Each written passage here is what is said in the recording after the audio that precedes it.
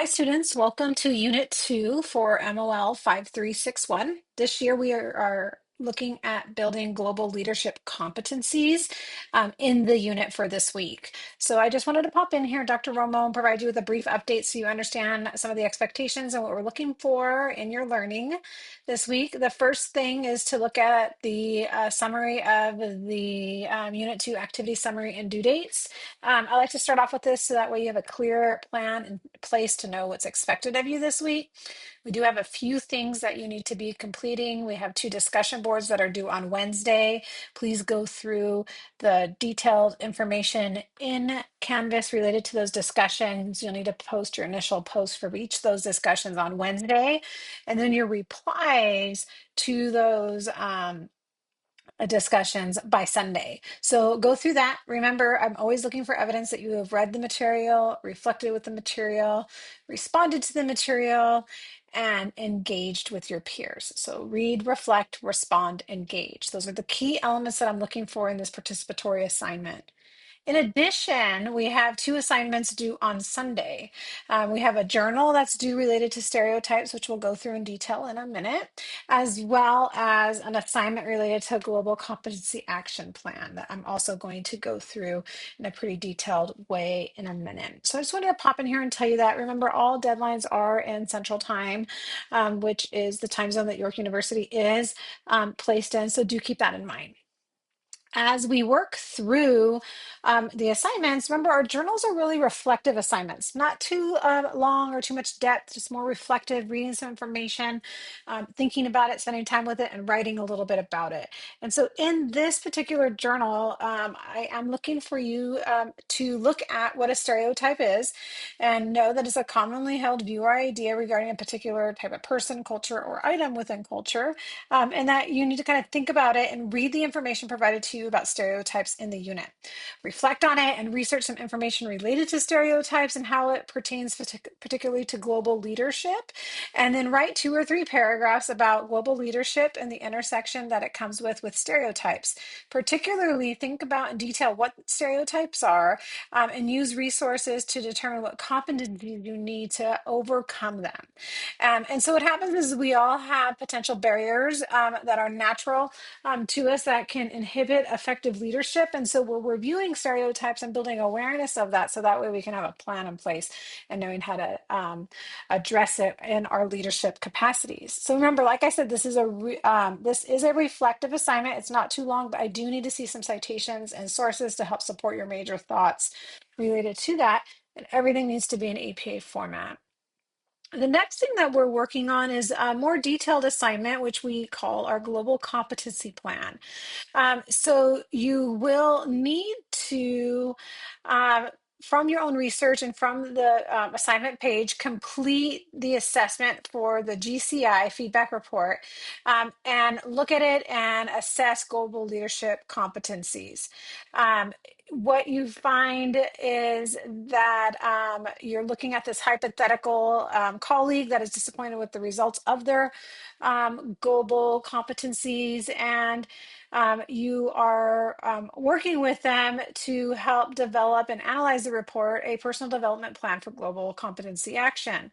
And so with that, we look at it, review it, come up with some ideas, and then we're going to write 500 words discussing all the elements of the results pretty summatively, and then providing an action plan or improvement plan for the hypothetical situation. There should be at least 3 outside sources, and this paper is a minimum of 500 words. So I'm looking for you to reflect on the actual report, download it, read it, provide some summative information in it, and within 500 words, share that information and create an improvement plan for the person that was disappointed about their results. Remember, this is all hypothetical, but it's good for you to go through and kind of see, and it'll help you if you're in a leadership position, how to provide feedback to a colleague or yourself to see how you can better develop your global competency knowledge and items like that. The next thing I wanted to talk about is leading in a global setting. One thing we know from Giles and the 2016 text we've been going through this session is that empowered teams are more prolific and practical, provide better client service, and show higher levels of job satisfaction and commitment to their team and organization. So, as leaders, it's really important to ask yourself the question, are you ready to lead in a global setting? Really think about the competencies you might have or skills you may have that will help you lead in that type of setting. And we're not related to this intercultural relations. We all have an idea and an understanding of how to relate with people from different cultures, groups, things like that, different regional settings. Leading a global setting is pertaining to the entire different global system of the company or the clients that you're interacting with. So as you interact with people in a different country in a different setting, that's different than interacting with or managing people in America that may come from different cultural backgrounds, etc. We're all under the American system when we lead in that situation. We're taking our knowledge of leading in America and then interacting with people that lead, manage, or operate companies in a completely different global environment. So, as we think about that, we need to know that leaders must foster connection and belonging to empower their teams. Communication is the most essential element in this collaborative environment and the need for success in a global context. Gills really found in his research that empowered teams and their connection to productivity, satisfaction, and commitment were all relevant. So, if the team felt empowered and connected to one another, there was a direct correlation and connection to productivity, satisfaction, and commitment to the team. That's important to keep in mind. If we're empowering the people that we lead, we will see better productivity, better satisfaction, and better commitment to the cause, to the group, to the organization, whatever that may be. So it's really, really important to know that as a leader, you really need to develop and cultivate a sense of belonging. That comes through your interpersonal communication, your relations with people, and that from a neuroscientific perspective, it really kind of shows why fostering connections is essential to effective leadership. So it's really important to see how this will help you thrive in a global environment. And as we look at that, I also wanted to point out that there are challenges that come in global leadership. Managers are often faced a brave new world of globalization. We live in a global village where we are all interconnected in a very small way, village-like setting through the internet. We can talk to anybody anywhere in the world at any point in time, regardless of time zone and geographic distance, etc. But we are still very global and different and separated by the physical barriers. Just because we can connect online through Zoom or some other, Google Hangout type of platform, that doesn't take out the complexity of leading in those situations.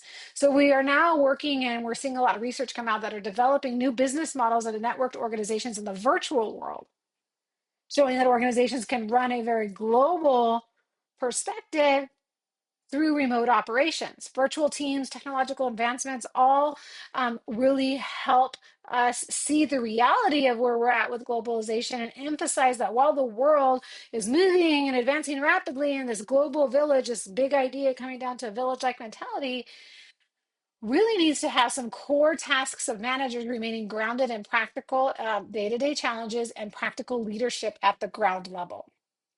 So keeping that in mind, highlighting that sometimes obstacles in global leadership, such as adapting to new business models or managing virtual teams or leveraging technology effectively, can really, really, really be difficult in some ways. For example, if you look in the US, depending on the season or the time of the year, we see a lot of challenges that we need to leverage technology with. In some regions, we see them combating hurricanes, wildfires, tornadoes, earthquakes, snowstorms, whatever it may be. We have technology at our hand to help leverage that effectively, meaning we can all still do our jobs if we have to have a remote day due to severe weather. But what does that mean in the challenges of managing from a global scale, understanding the significance of what happens in different countries, markets, etc.? Know that despite some of these challenges that we see, the expectation to deliver results has intensified. No longer can we say, oh, you know what? We need a snow day. We've had some severe weather and some severe snowstorm, and now we need to take the day off. Rather, it's nope, we're going to move to a remote setting where we have complexity in the role of global managers by we still need to deliver our results. We still need to work as if we're not challenging anything, and we need to leverage and work and try to get things done at a rapid pace. It's important to know that as we're transitioning to the importance of developing core global leadership competencies in this course, we need to know that navigating these challenges will help us be more successful in what we're doing. And oftentimes what we realize is in reality, excuse me, real work still needs to be done. And we need still, if we're in a managerial setting, need to use our knowledge and skills in making these decisions in a rapid pace, as well as understanding how sometimes when we have some complexities at our hand, we can still achieve results. It just might be a little more challenging. And so as we look through that and we see some things, we need to see that developing global leadership competencies help us in many ways. There is a excuse me, direct need for effective communication that's open and frequent, and collaboration, creating a shared success a shared success for our culture. In these areas, we understand that the focus areas can be building connections within diverse teams, working to thrive in dynamic and global environments, well as enhancing adaptability and cultural awareness. It's really important to know that as global leaders, we need to develop specific competencies that help us lead effectively in diverse worlds, but more importantly, in an interconnected environment.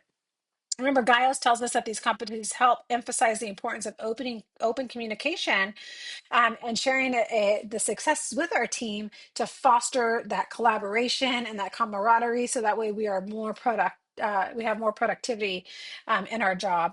Understanding the necessity of cultural awareness, adaptability, and the ability to thrive in environments is really important to gain deeper insights into how some of these critical competencies can help us in driving the way and paving the way in a global leadership setting.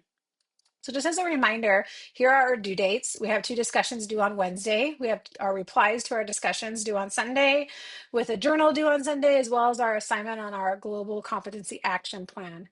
If you need anything, please let me know. I'm here for you. God bless and have a great week.